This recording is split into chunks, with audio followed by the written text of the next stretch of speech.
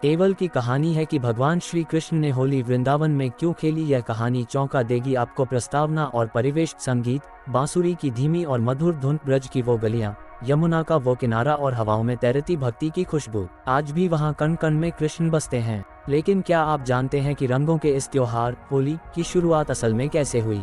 यह कहानी किसी शास्त्र से ज्यादा एक माँ की ममता और एक प्रेमी के निश्चल स्वभाव की है। कान्हा की मासूमियत: द्वापर युग का समय था। नन्हे कृष्ण, जिन्हें सारा ब्रह्मांड श्याम कहता था, आज थोड़े उदास थे।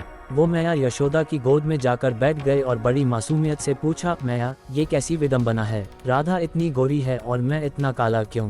क्या प्रकृति ने मेरे साथ भेदभाव किया है? मैया यशोदा कान्हा की इस बाल सुलभ ईर्ष्या पर मन ही मन मुस्कुराईं। उन्होंने कान्हा के गालों को सहलाते हुए कहा, लल्ला, रंग तो सिर्फ एक आवरण है।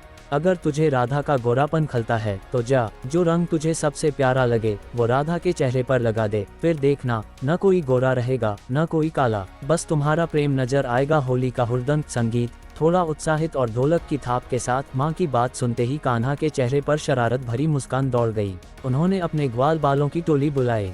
टेसू के फूलों को उबालकर केसरिया रंग बनाया गया। पेड़ों की ताजी पत्तियों से हरा गुलाल तैयार हुआ। नंदगांव से एक टोली निकली बरसाना की ओर।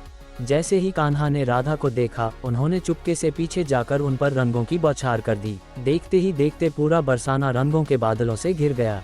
राधा रानी पहले तो चौंक गईं, लेकिन जब उन्होंने कान्हा की आंखों में वो शरारत और असीम प्रेम देखा तो उन्होंने भी हाथ में गुलाल थाम लिया। सखियों ने लाठियां उठाईं और ग्वालों ने ढाल, और यहीं से जन्म हुआ विश्व प्रसिद्ध लठमार होली का। गहरा संदेश और उपसंहार: संगीत, वापस शांत और भावुक बांसुरी। उस दिन ब्रज की गलियों में जो रंग बिखरा वो केवल अबीर गुलाल नहीं था, वो समानता का रंग था। जब राधा और कृष्ण दोनों एक ही रंग में रंग गए तो सारा भेद मिट गया। भगवान श्री कृष्ण ने हमें सिखाया कि ईश्वर के लिए कोई वर्ण या रंग बड़ा नहीं होता। जो प्रेम के रंग में रंगा है वही सबसे सुंदर है।